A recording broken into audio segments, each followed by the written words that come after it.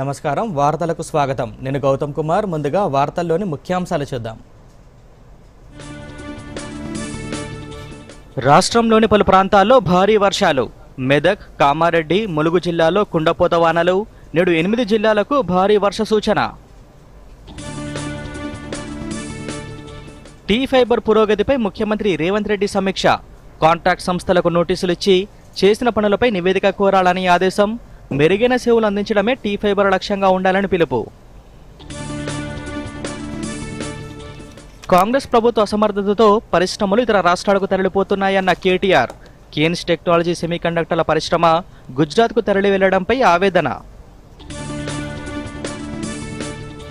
సీతారామ ఎత్తిపోతల సీతారామసాగర్ పథకానికి సాంకేతిక ఆర్థిక అనుమతులు మంజూరు చేసిన కేంద్రం రాజ్యసభ వేదికగా వెల్లడించిన కేంద్ర జలశక్తి శాఖ సహాయ మంత్రి రాజ్ భూషణ్ చౌదరి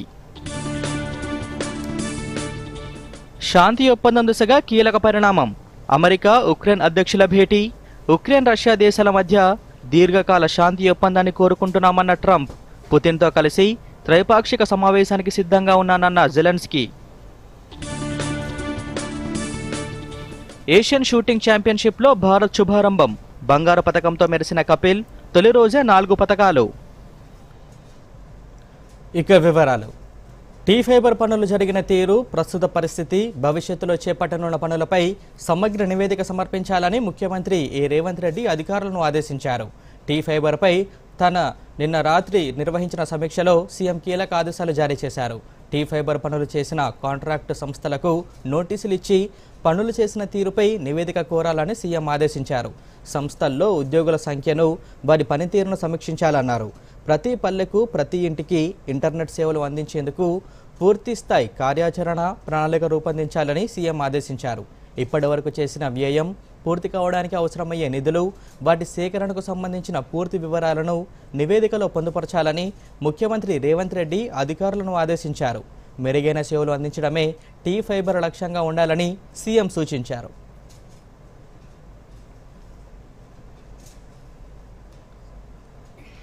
కాంగ్రెస్ ప్రభుత్వ అసమర్థతతోనే తెలంగాణకు రావాల్సిన భారీ పరిశ్రమలు తరలిపోతున్నాయని భారత రాష్ట్ర సమితి రాష్ట్ర కార్యనిర్వాహక అధ్యక్షుడు కేటీఆర్ ఆరోపించారు బీఆర్ఎస్ ప్రభుత్వ హయాంలో ఎంతో శ్రమించి రాష్ట్రానికి తీసుకువచ్చిన 2,800 కోట్ల పెట్టుబడి 2,000 ఉద్యోగాల సామర్థ్యం గల కేన్స్ టెక్నాలజీ సెమీకండక్టర్ల పరిశ్రమ కాంగ్రెస్ సర్కార్ అసమర్థత కారణంగా గుజరాత్కి తరలిపోవడం బాధాకరమన్నారు వరుసగా పరిశ్రమలు తరలిపోతున్నా ఇప్పటి వరకు సీఎం రేవంత్ రెడ్డి కనీసం స్పందించడం లేదన్నారు గతంలో బీఆర్ఎస్ ప్రభుత్వం ఎంతో శ్రమించి కర్ణాటకకు వెళ్లాల్సిన కేన్స్ పరిశ్రమ తెలంగాణకు వచ్చేలా కృషి చేసిందని గుర్తు చేశారు వారు కోరిన వెంటనే 10 రోజుల్లోనే కొంగరకలాన్లో ఫాక్స్కాన్ పక్కనే భూములు కేటాయించమని గుర్తు చేశారు నేడు కాంగ్రెస్ అసమర్థత పాలన కారణంగానే కేన్స్ పరిశ్రమ రాష్ట్రం విడిచి వెళ్లిపోయిందన్నారు రేవంత్ రెడ్డి సీఎం అయ్యాక తెలంగాణ ప్రగతి ఆటో డిటెక్షన్ మోడ్లోకి వెళ్లిపోయిందని ఆవేదన వ్యక్తం చేశారు ఇక సచివాలయంలో చిన్న కాంట్రాక్టర్లు ధర్నాకు దిగిన ఘటనపై కేటీఆర్ స్పందించారు కాంట్రాక్టర్లు స్వయంగా సీఎం కార్యాలయం ముందు ధర్నా చేయడం రాష్ట్ర ప్రభుత్వ పాలన వైఫల్యానికి నిదర్శనమని విమర్శించారు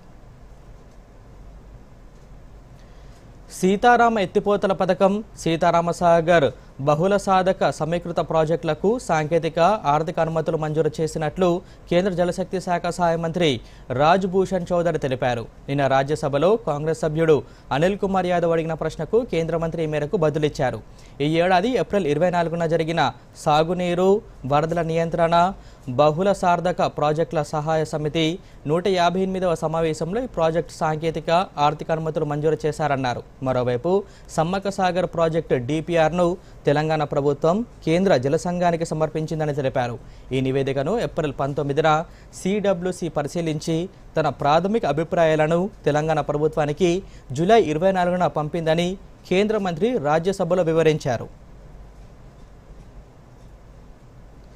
తెలంగాణ ప్రభుత్వం గత 4 ఏళ్లలో కేంద్ర ప్రభుత్వం నుంచి 13,133 కోట్ల రూపాయల రుణం తీసుకున్నట్లు కేంద్ర ఆర్థిక శాఖ సహాయ మంత్రి పంకజ్ చౌదరి లోక్సభలో ప్రశ్నకు సమాధానంగా చెప్పారు మార్చి 31 నాటికి తెలంగాణ ప్రభుత్వం మొత్తం రుణాలు 4,42,298 కోట్ల రూపాయల మేర ఉన్నాయని, అది జీఎస్డీపీ 26.2% సమానమని తెలిపారు. మరోవైపు తెలంగాణలో కార్పొరేట్ సామాజిక బాధ్యత కింద గత 5 ఏళ్లలో 3,857 కోట్ల రూపాయలు కేంద్రం ఖర్చు చేసినట్లు కార్పొరేట్ వ్యవహారాల శాఖ సహాయ మంత్రి హర్ష్ మల్హోత్రా తెలిపారు.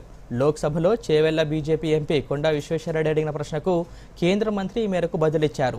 ఇందులో అత్యధికంగా విద్యకు 1,300 కోట్లు, వైద్యానికి 871 కోట్ల రూపాయలకు పైగా ఖర్చు చేసినట్లు తెలిపారు.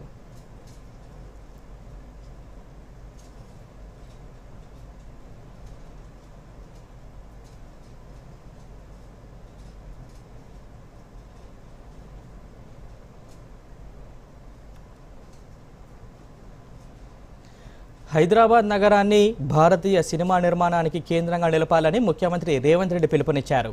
71వ జాతీయ సినీ పురస్కారాలకు ఎంపికైన వారంతా ముఖ్యమంత్రి రేవంత్ రెడ్డిని మర్యాదపూర్వకంగా కలిశారు. సినీ పరిశ్రమ ఎదుర్కొంటున్న సవాళ్లను ముఖ్యమంత్రి దృష్టికి తీసుకెళ్లారు. అనంతరం దర్శకులు అనిల్ రావిపూడి, ప్రశాంత్ వర్మ, సాయి రాజేష్ తదితరులను ముఖ్యమంత్రి సన్మానించారు.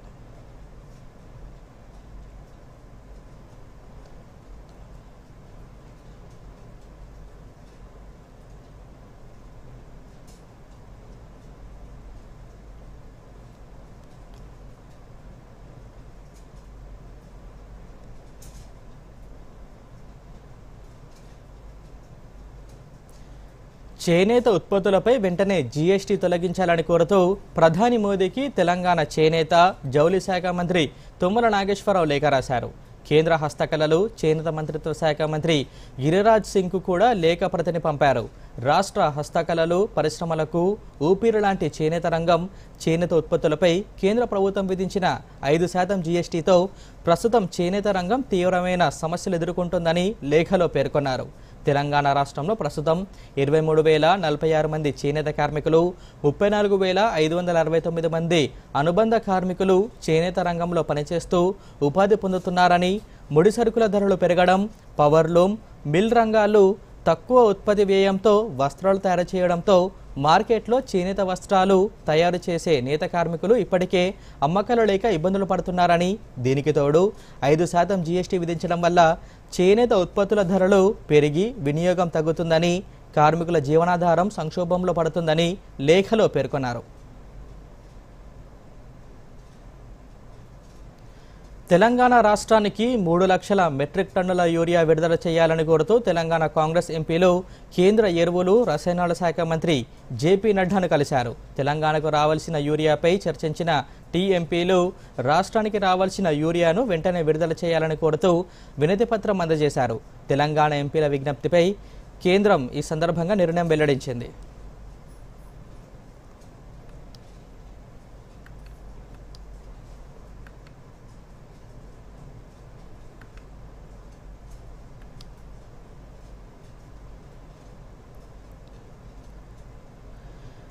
వ్యవసాయ అనుబంధ పరిశ్రమగా తేనెటీగల పెంపకం యువతకు చక్కని ఉపాధినిస్తుంది.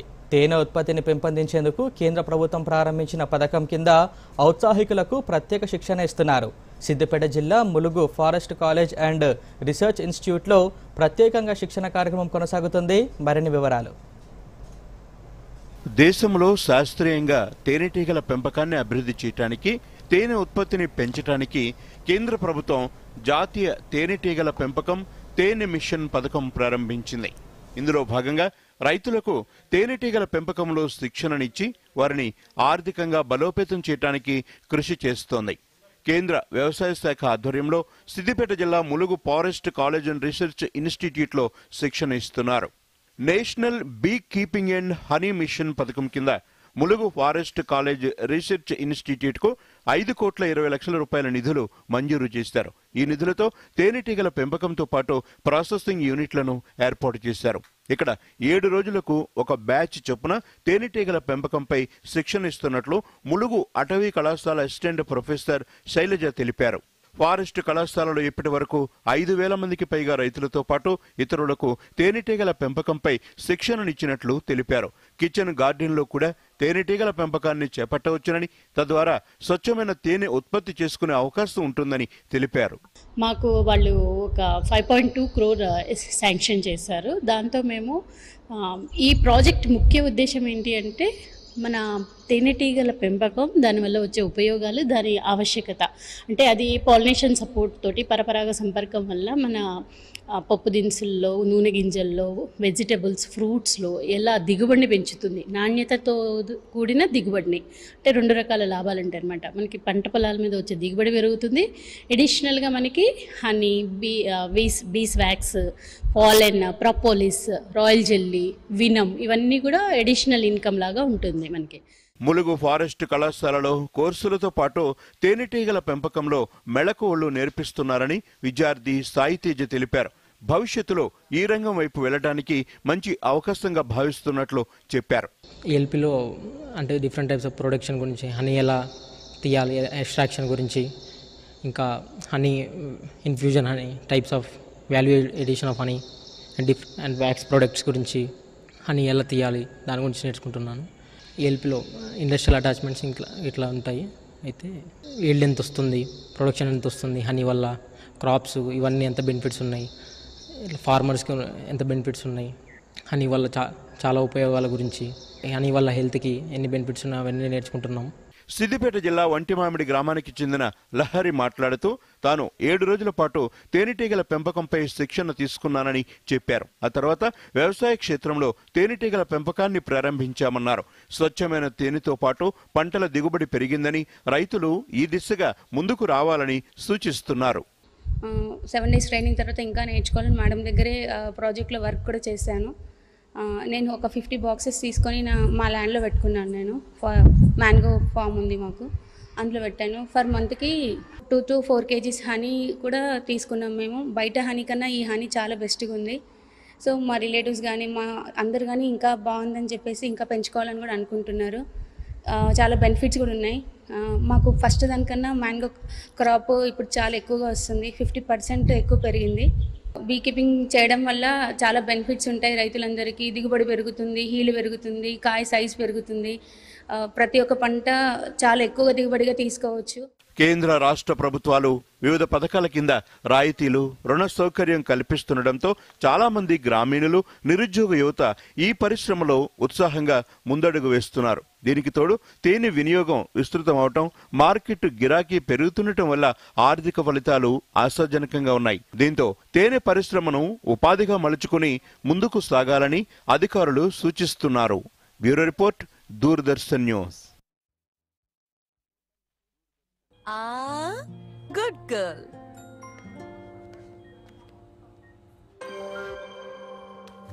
సాలరీ పడిందా? మరిప్పుడు కొత్త కమ్మలా? కాదు, ముందుగా పొదుపు, ముందుగా కమ్మలు. ఇదిగోండి, ప్రతి నెలా కొంత పొదుపు చేయండి, కొంత పెట్టుబడి పెట్టండి, ఇంకొంత ఎమర్జెన్సీ కోసం దాచుకోండి. దీనివల్ల టెన్షన్ ఫ్రీగా ఉంటారు. మరి ఆ కమ్మలు వెళ్తావా లేదా?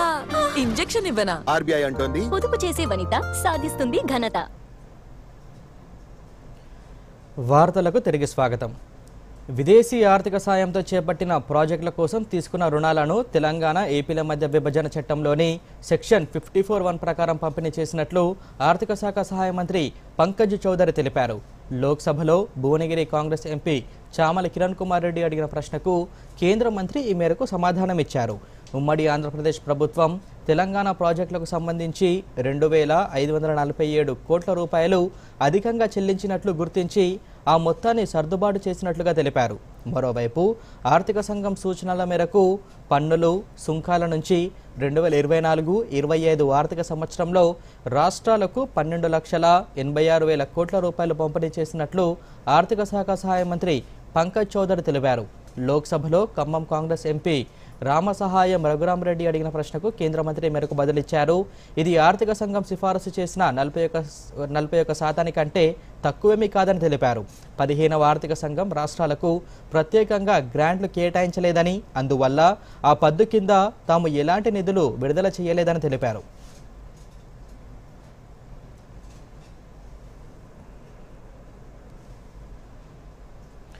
రాష్ట్ర ప్రభుత్వం ఈ నెల 21న 1,00,000 మందితో ఇందిరమ్మ ఇళ్ల గృహ ప్రవేశ కార్యక్రమాన్ని నిర్వహించనుంది.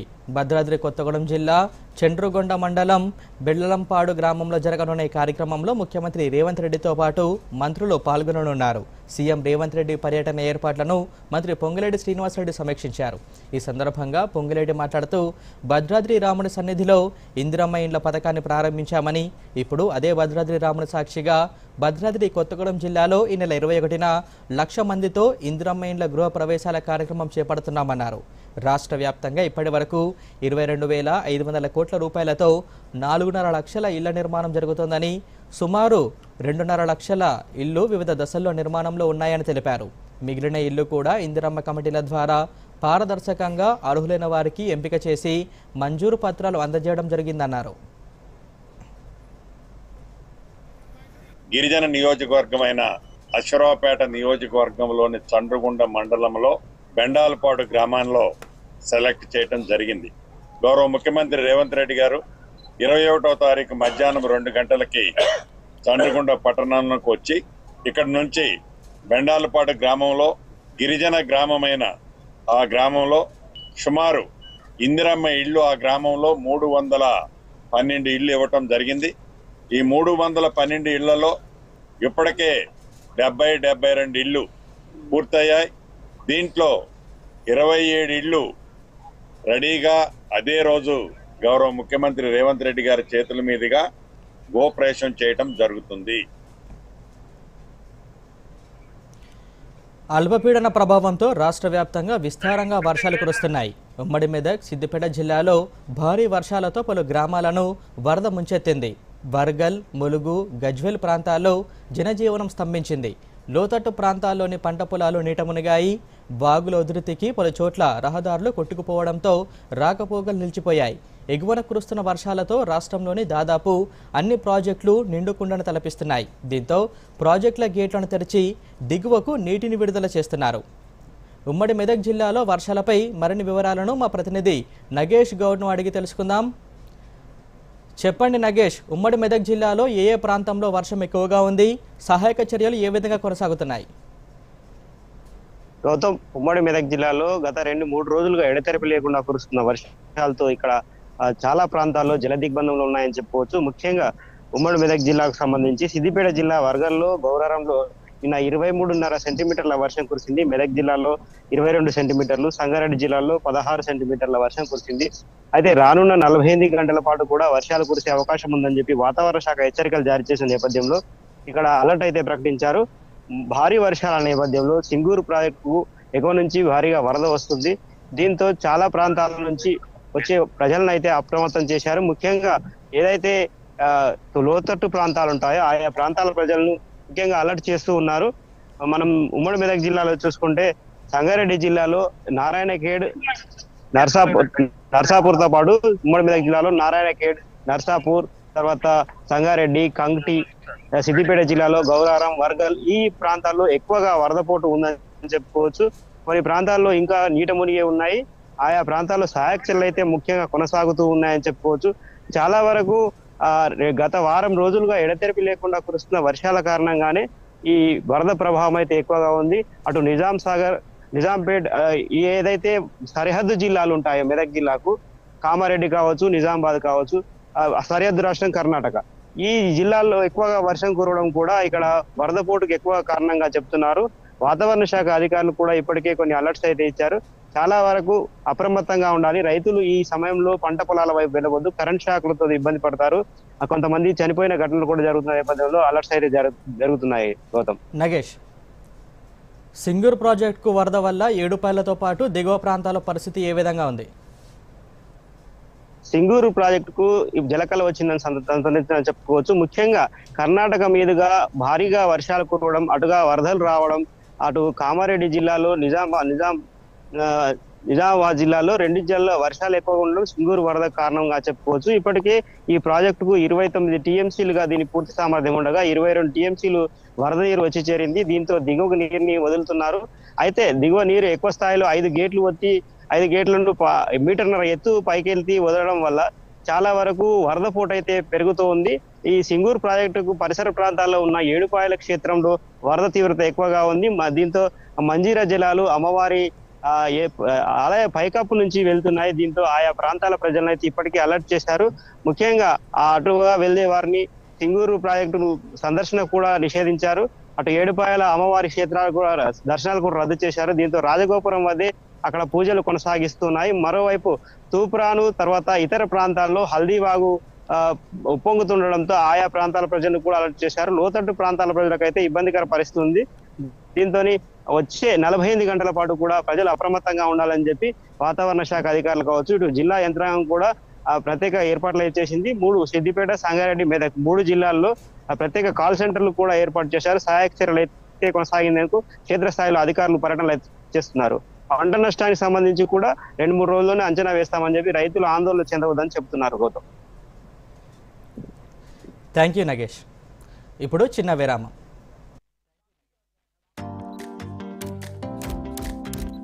ఓ లవ్లీ, వెల్ డన్.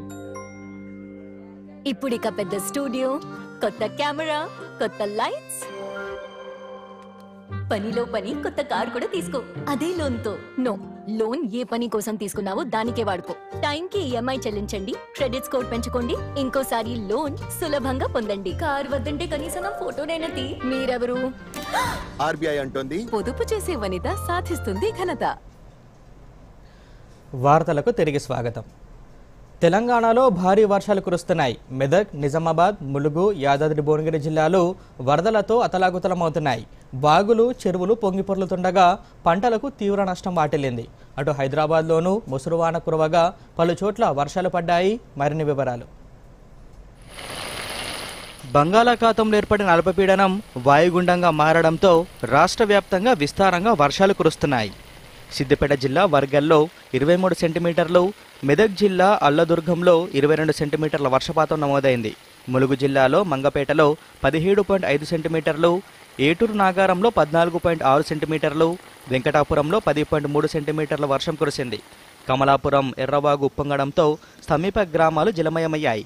మంత్రి సీతక్క వరద ప్రభావిత ప్రాంతాలను సందర్శించి పరిస్థితిని సమీక్షించారు. సమ్మక్క బ్యారేజీ నుంచి 4,98,280 క్యూసెక్ల నీటిని దిగువకు విడుదల చేస్తున్నారు.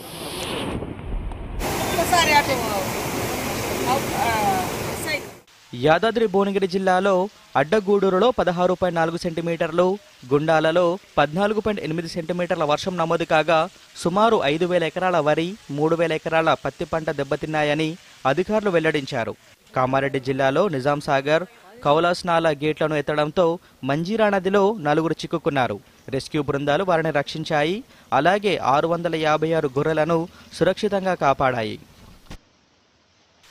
అటు హైదరాబాద్లోనూ నిన్న ఉదయం నుంచి రాత్రి వరకు ముసురు కురుస్తోంది. పలు ప్రాంతాల్లో మోస్తరు వర్షాలు కురిశాయి. మరో 2 రోజులు గ్రేటర్లోని పలు చోట్ల తేలికపాటి నుంచి మోస్తరు, మరికొన్ని చోట్ల మోస్తరు నుంచి భారీ వానలు కురిసే అవకాశం ఉన్నట్లు వాతావరణ శాఖ వెల్లడించింది. మరోవైపు జంట జలాశయాలైన ఉస్మాన్ సాగర్, హిమాయత్ సాగర్లకు వరద ప్రవాహం అధికమైంది. హిమాయత్ జలాశయం పూర్తి నీటి మట్టం చేరువవుతుండడంతో గేట్లు ఎత్తి దిగువన నీటిని విడుదల చేస్తున్నారు. ఉస్మాన్ సాగర్ జలాశయంలోకి కూడా వరద ప్రవాహం పెరిగింది. జంట జలాశయాల పరివాహక ప్రాంతాలైన చేవెళ్ల, వికారాబాద్, శంకరపల్లి, ముమాన్పల్లి, దోబిపేట, చేవెళ్ల, అందాపూర్, కొత్వాల్పేట్, నర్కుడ, తాండూర్, మైనాబాద్ తదితర ప్రాంతాల్లో భారీ వర్షం కురిసి వరద నీటి ప్రవాహం మూసి, ఈసిల ద్వారా జలాశయాల్లోకి చేరుతోంది. మరోవైపు మంజీరా, సింగూరు ప్రాజెక్టులకు కూడా వరద ప్రవాహం జోరుగా సాగుతోంది. భారీగా వరద వచ్చి చేరుతుండడంతో గేట్లు ఎత్తి దిగువకు వదులుతున్నారు.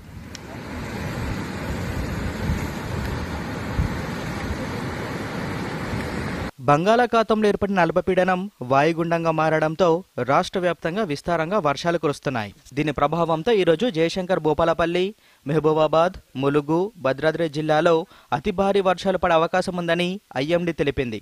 ఈ మేరకు ఆయా జిల్లాలకు రెడ్ అలర్ట్ జారీ చేశారు. ఆదిలాబాద్, మంచిర్యాల, నిర్మల్, నిజామాబాద్, జగిత్యాల, రాజన్న సిరిసిల్ల, కరీంనగర్, పెద్దపల్లి, ఖమ్మం, సూర్యాపేట్, వరంగల్, హన్మకొండ, జనగాం, సిద్దిపేట్, మెదక్, కామారెడ్డి, వికారాబాద్, సంగారెడ్డి జిల్లాలకు ఎల్లో అలర్ట్ జారీ చేశారు.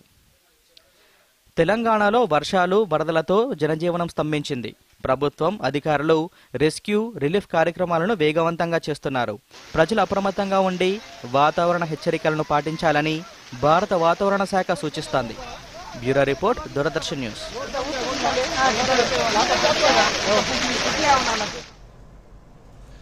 అంతర్జాతీయ అంతరిక్ష కేంద్రం యాత్రను పూర్తి చేసుకుని స్వదేశానికి చేరుకున్న భారత వ్యోమగామి శుభాంశు శుక్లా ప్రధాని నరేంద్ర మోదీతో భేటీ అయ్యారు. ఈ సందర్భంగా శుభాంశు తన రోదసీ ప్రయాణ విశేషాలను ప్రధానితో పంచుకున్నారు.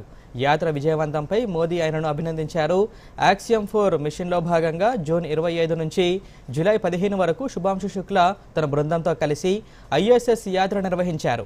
ఆయన అంతరిక్ష యాత్ర విజయవంతంపై లోక్సభలో ప్రత్యేక చర్చ నిర్వహించారు.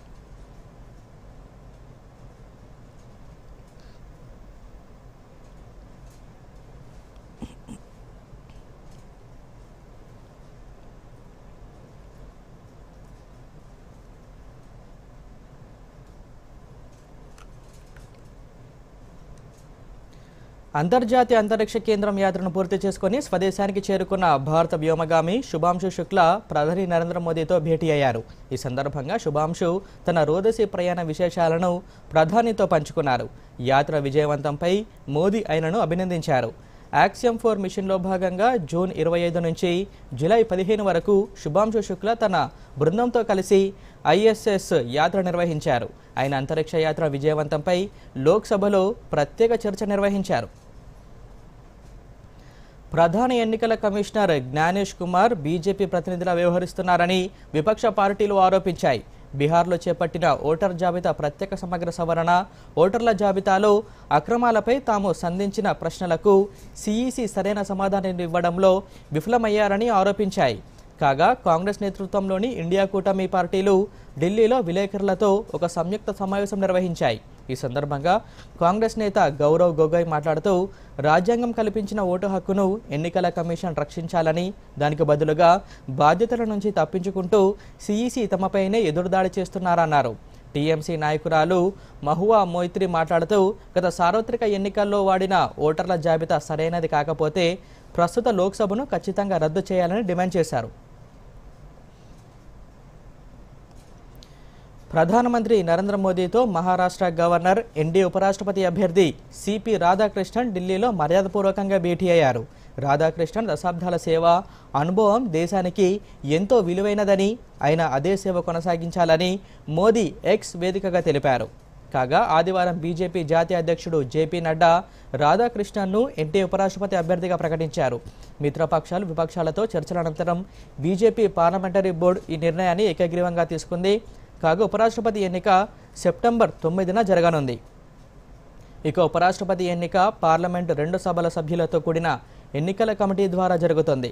రాజ్యాంగంలోని 64, 68 అధికరణలు, 1952 రాష్ట్రపతి, ఉపరాష్ట్రపతి ఎన్నికల చట్టం ప్రకారం ఈ ఎన్నిక నిర్వహిస్తారు.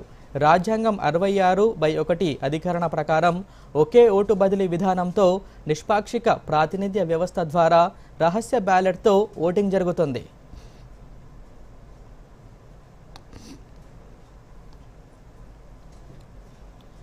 మరోసారి ముఖ్యాంశాలతో ఈ వార్తను ముగిద్దాం. నమస్కారం. రాష్ట్రంలోని పలు ప్రాంతాల్లో భారీ వర్షాలు. మెదక్, కామారెడ్డి, ములుగు జిల్లాలో కుండపోత వానలు. నేడు 8 జిల్లాలకు భారీ వర్ష సూచన. టీ ఫైబర్ పురోగతిపై ముఖ్యమంత్రి రేవంత్ రెడ్డి సమీక్ష. కాంట్రాక్ట్ సంస్థలకు నోటీసులు ఇచ్చి చేసిన పనులపై నివేదిక కోరాలని ఆదేశం. మెరుగైన సేవలు అందించడమే టీ ఫైబర్ లక్ష్యంగా ఉండాలని పిలుపు. కాంగ్రెస్ ప్రభుత్వ అసమర్థతతో పరిశ్రమలు ఇతర రాష్ట్రాలకు తరలిపోతున్నాయన్న కేటీఆర్. కేన్స్ టెక్నాలజీ సెమీకండక్టర్ల పరిశ్రమ గుజరాత్కు తరలి వెళ్లడంపై ఆవేదన. సీతారామ ఎత్తిపోతల, సీతారామసాగర్ పథకానికి సాంకేతిక, ఆర్థిక అనుమతులు మంజూరు చేసిన కేంద్రం. రాజ్యసభ వేదికగా వెల్లడించిన కేంద్ర జలశక్తి శాఖ సహాయ మంత్రి రాజ్ భూషణ్ చౌదరి. శాంతి ఒప్పందం దిశగా కీలక పరిణామం. అమెరికా, ఉక్రెయిన్ అధ్యక్షుల భేటీ. ఉక్రెయిన్, రష్యా దేశాల మధ్య దీర్ఘకాల శాంతి ఒప్పందాన్ని కోరుకుంటున్నామన్న ట్రంప్. పుతిన్తో కలిసి త్రైపాక్షిక సమావేశానికి సిద్ధంగా ఉన్నానన్న జెలెన్స్కీ. ఏషియన్ షూటింగ్ ఛాంపియన్షిప్లో భారత్ శుభారంభం. బంగారు పతకంతో మెరిసిన కపిల్ తొలి రోజే 4 పతకాలు. దూరదర్శన్ యాదగిరి వార్తలను ఇప్పుడు సోషల్ మీడియాలో కూడా చూడొచ్చు. యూట్యూబ్ అయితే డిడి న్యూస్ తెలంగాణ, ఎక్స్ వేదికగా అయితే DD news Telangana @DD Yadagiri news, Facebook అయితే డిడి న్యూస్ తెలంగాణలో చూసి సబ్స్క్రైబ్ చేసి లైక్ చేయండి, షేర్ చేయండి.